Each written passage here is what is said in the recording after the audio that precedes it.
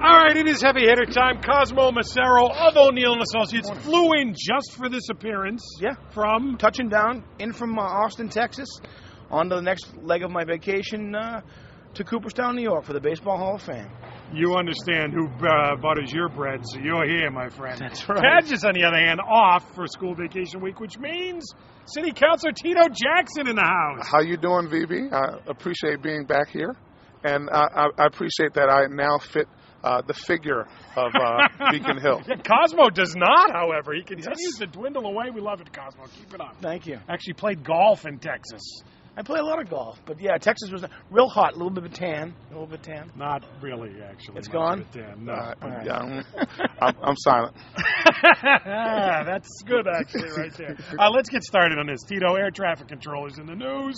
We hear about everybody sleeping on a job. Only this week we hear now there's another one who's watching movies in there instead of guiding planes. Definitely. I don't think it casts a shadow on everybody, but we definitely know this is an area that folks are really paying attention to, and it's a job that you can't fall asleep on a job, or you can't let it wane and not pay attention on the job. So we definitely want to make sure that these folks are paying attention. And which they are not doing. You landed safely, of course, Cosmo. Here in Logan, they're doing the job. But why have we not heard the F word here, fired? First of all, there's nothing like insubordination compounded by total incompetence. Yeah. So the guy's watching the iPad, right, and he trips the microphone by mistake. So he's broadcasting it out, and I was like, hey, who's listening to that movie up in the tower? You know, maybe he's trying to pipe it into the cockpit. So if you're gonna be a screw up, you know, at least get it right. In terms of being fired, I'm sure there's an appropriate investigation that needs to happen. Bottom line is there's a set of accountability that needs to be re-examined here. I think the federal agencies are doing that. This is a critical life and death job. You can't be sleeping, and you ought not to be watching movies while planes are in the air. Yeah, but the change we heard in the sleeping was, you know what, we're going to change their hours so that they can get more sleep. Are we now going to change their hours so they can have some movie time, Tito? I don't think that would be a good idea, and I believe it was on for a full 3 minutes. Yes. You're right. That was just the part they caught him for. 3 minutes they caught him. Well, in the interest of full disclosure, you're an acting city councilor. I assume you haven't fallen asleep on the job, but have you ever watched a movie at any place of business? No, I haven't watched a movie yet. It's my 4th week. I'm not. We'll give you some time. I know you have. I mean, come on. You know, in the most unhealthiest stretch of my time at the Herald, I may have dozed at the desk. But not with lives at stake. But with that being said, I've done both of these things. But is it okay for us to throw stones when we live in glass houses? I say it is. Maybe a plexiglass house. I don't think you can compare a public safety position to your every run-of-the-mill media job, God forbid, or, you know. Do you have a recommendation for Tito when he watches a movie this week in the council chamber?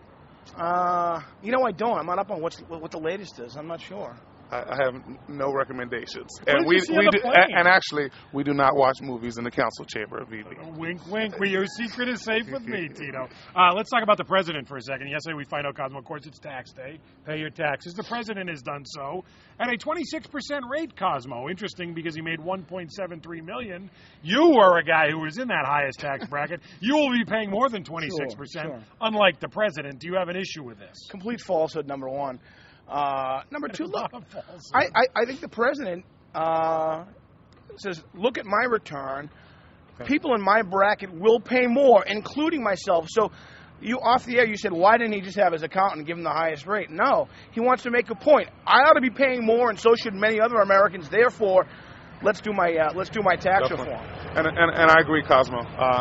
He paid his taxes. He paid the fair rate, and I think it does speak to folks on the top end needing to kick in more of their share. And in addition, one of the things that is also important, that he actually gave away a lot of money. Which that's the good news. 14.2% of his pay at $245,000. But I would argue that's why you want to let people keep their money so they can do that sort of thing. I would also argue that I'd like to see more of those folks in that tax bracket giving away $245,000, and I think we wouldn't have to go asking or cutting in the ways that we're cutting now. Well, the other one, Cosmo, was the vice president who only made $380,000, which, by the way, is rich according to he and the president. Yet he paid a 23% rate, almost like the lowest rate. Yeah, I mean, I think that when you get to what the formulas ought to be, it can be complicated. Clearly, the president feels that those at the highest reaches need to be paying a higher, 35% rate. I think it's just unclear what that threshold ought to be. Isn't this an obvious do as I say, not as I do?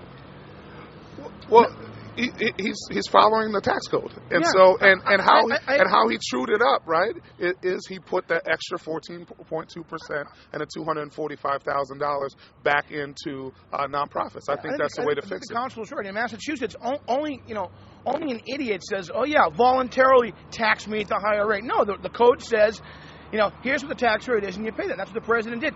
But I think he's making a point by doing that, by illustrating he can and should be paying more, according to him. All right, let's move off the president only slightly and get into the strange bedfellow story of the day. Jan Brewer, governor of Arizona, who's had her issues with the president, been his nemesis on immigration, yesterday vetoed a bill. This is the so-called birther bill. Arizona legislature had passed saying you must show a proof of birth certificate in order to be on the ballot to run for president. She vetoed that bill. In essence, she's got the president's back. How weird of a combination is this? It is a very weird combination, especially considering her past immigration feelings. But I think all of this birther and all of these issues get us away from the real facts. We need to be concentrating on jobs, economic development, and getting dollars and cents back into people's pockets instead of dealing with these, I think, off-base issues. My view on this whole issue is pretty fundamental, and you might even call it naive. Any serious establishment, non-fringe candidate, certainly a sitting U.S. senator, as President Obama was, I can't imagine if they know that they weren't a natural-born citizen, would even run for president. If you're a serious establishment-like candidate and you're not in the fringe, you're just not going to run. I refuse to believe that a U.S. senator who was not a natural-born citizen would even run for president. So that's where I think this issue is over with. Do you buy her story that this does nothing but harm to Arizona, and that's why I'm vetoing it?